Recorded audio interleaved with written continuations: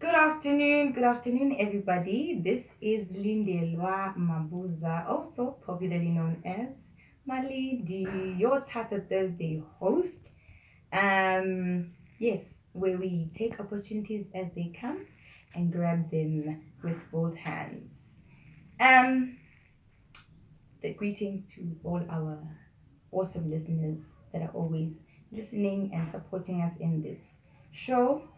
Yes, you know me, Mos. I always start with like a short recap of last week. You remember last week we spoke about goal setting and making things happen. We touched about things with that topic. We spoke about how to set goals and the smart way to set goals and how to be consistent and things to avoid when setting goals. Distractions, perfectionism, procrastination, etc. etc. And today's theme was um, requested by the panel, the Voice of Portugal panel, that we should touch base on today's theme. We're speaking about a very, very sensitive topic today. We're speaking about gender-based violence. Yes, and different types of gender-based violence. Yes, I always start off with defining every single theme that I normally talk about. So, gender based violence is defined as it is normally it's not just physical abuse as people see it on a regular basis. It is much deeper than that. Today, we'll be dealing with much deeper waters than what you just see on the outside all the time. It's violence, it's fights, it's this and that. It is much deeper than that, it's broader than that. Um, Gender based violence is the harmful act of abuse committed against an individual's will and rooted in a system of unequal power between women and men. So, gender based violence is not only about only women, but most cases it is women that are victims of gender based violence because they are considered as fragile and weak. So most of the time, uh, the other gender always takes advantage of that and targets them and physically abuse them or emotionally or psychologically, etc., etc. Now there are many forms of gender-based violence. To elaborate on the definition that I gave, uh, provided gender-based violence as inequalities experienced by a person because of demographic factors, differences, such as their belief, their religion, their social class, like social status, their age, their ethnicity, and sexual orientation. And there are five major forms of gender based violence, physical abuse, sexual abuse, psychological abuse, economic abuse. So, physical violence is any act which causes physical harm to a person due to unlawful physical force. Uh, Dragging someone violently, for example, or beating someone up, or you know, handling somebody in a way that could harm them physically. You can see maybe a visible bruise or a mark or a scar. And sexual abuse is any sexual act executed by an individual without being given the permission, without getting consent from the other person. If a person says no, they mean no, and the person has a right to change their mind during, and say no. Actually, I don't want to do this anymore. You do not do it. If a person decides to say no in the middle of, like, you need to stop immediately. They know is they know. The same way you take a yes from somebody, you should train yourself to take a no the same way. And sexual violence also includes sexual assault and rape. Psychological violence is any harm cause to a person that affects them psychologically, mentally. Examples of this would be defamation, verbal assault, etc. And then economic violence. In the economy that we are in, uh, it is very unfair for people to actually abuse somebody economically, and you should never ever be inconsiderate when it comes to people's pockets, especially with the state of the economy as it is at the moment. It's not looking so good. So economic violence is any act or behavior that causes harm in a person's finances, basically. Yes. So you're basically abusing a person's pockets if you are violating somebody economically. So you these include education or labor market or property damage, restricting access to financial resources, and not complying to economic activities such as alimony. Alimony is financial support that a person is ordered by a court to give to their spouse during separation or following divorce or maintenance. Yes. And effects or impacts of gender based violence. These are the things that happen most of the time behind closed doors. We don't normally see them. Some are visible if you closely analyze and observe a person's behavior and habits, and if you can tell that a person maybe feels this way based on their body language or what they say, or you know um yes, impacts may vary from physical harm to long-term emotional distress to fatalities.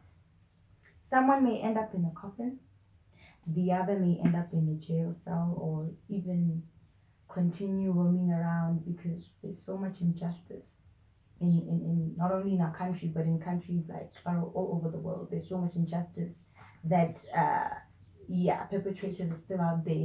People are still living in fear because that person that was inflicting fear and destroying people is still around, is still they can walk right next to you. You feel like your life is always in danger. You always have to watch your back. And sexual assault and rape may result in unplanned pregnancies, complications during pregnancy and birth, and STIs, including HIV. And then effects of gender-based violence: physical, psychosocial or mental, and then sexual or reproductive. The effects that take place with these forms of gender-based violence. Physical, partial or permanent disability, poor nutrition, exasperation exasperation of chronic illness, chronic pain, organ damage, and gastrointestinal problems.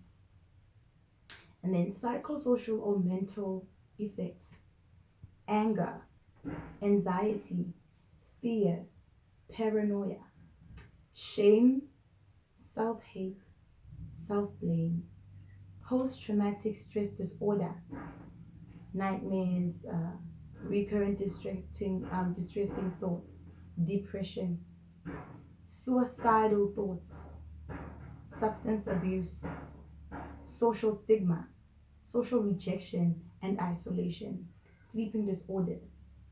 And then sexual or reproductive effects include the following: sexual disorders and risky behavior, early sexual experiences, for example, for those who were victims of childhood abuse, unprotected sex, abortions, maternal death, suicide, STIs and HIV and AIDS, infertility, chronic pain, bad pregnancy outcomes such as miscarriages or any complications that either a mother giving birth can encounter, or the child being birthed can encounter. And low birth weight and neonatal death. Yes, those are the issues that people are facing on a regular basis. People that are victims of gender-based violence at the moment as we speak, you probably know of somebody or people that are going through violence, that are being violated in all these different forms. We can talk about this topic like every single day if we can, but then what we need to come with is solutions as soon as possible, because our population is really decreasing. People are dying on a regular basis, like almost weekly. There are funeral after funeral. While you're still grieving this happens. While you're still grieving that person, another one dies. There's so much trauma going on in the society. People in the society are always unsettled. They're always uneasy because of these things are happening too fast to too many people, and they're happening too closely. So we need to also give an ear to people that are, if you know somebody's facing such a matter and they want to speak out, and they took the courage to approach you. If a person chose to speak to you with such a sensitive issue, I urge you to find an appropriate approach. Do not come as if you're attacking a person when they face with these matters. Just make sure you yourself are in the right state of mind to be able to address or help or advise this person. Do not ever in your entire life come to a person with judgment.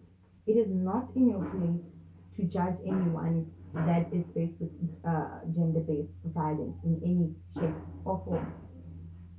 So please try to train yourself to be as calm as possible when a person comes with such matters, and try not to make them feel like outcasts. Don't make them feel. Some people don't like to be pitied. They don't want to be felt sorry for. They want to be heard. Sometimes I come with you with this issue because I want you to hear me out. I want to express what I'm feeling inside. I don't want you to feel sorry for me or to make me feel like, shame. But yes, these are the things that are happening. If you know of a friend or family member, please do what you can to help. If it's also safe enough for you to do so, please help where you can. Talk to them, reprimand them. I mean, if you are going to abuse somebody, especially, okay, I'll start with the common gender-based violence cases. If you know that you are a man and you have a partner that you just always want to react violently to everything that they do, just if somebody doesn't if somebody always disturbs your peace, just leave them alone. Just walk away. If you know that you have a problem, you have a temper problem, or you cannot control your temper, maybe when you are under the influence of a substance, under the influence of alcohol, uh, it's a sign that you must stop. If your excuse or what triggers you is because, nah, I did that because I was dizzy, I was drunk, I did that because you know or I beat her up, or I beat him up because he triggered me, he pushed me to the edge. No, you're making an excuse at the fact that you cannot manage your anger. You have an anger management problem. You can't control your anger. So who exactly needs therapy more than the other? It is you. Yes. And yeah, I would also urge our listeners to engage in our social media platforms. Just tell us your thoughts. What is your take on this matter? How will you raise awareness about gender-based violence? Have you ever experienced such, or have you ever witnessed such, or seen maybe your friend or neighbor uh, experience such. Now, take note that when you give us a scenario, you can give us a scenario, but please be respectful and do not mention anyone's name. Just mention a scenario of maybe a case of gender-based violence. You can just put person A or person B in the place of a person that you actually know, or somebody you know that is actually going through that. Just make a scenario, and in the place of their names, you just say person A or person B or person C. Do not mention anyone's name. We're not here to humiliate anybody. We're not here to ruin anybody's reputation or make anyone feel small. You know, we're not here to put anyone into shame. But if you have a story to tell, you have something to share with us, please feel free to share there on our social media platforms: Facebook, Instagram, WhatsApp, and yeah, TikTok. Yes, so yeah, that is the sensitive issue that we will be addressing for today. Thank you.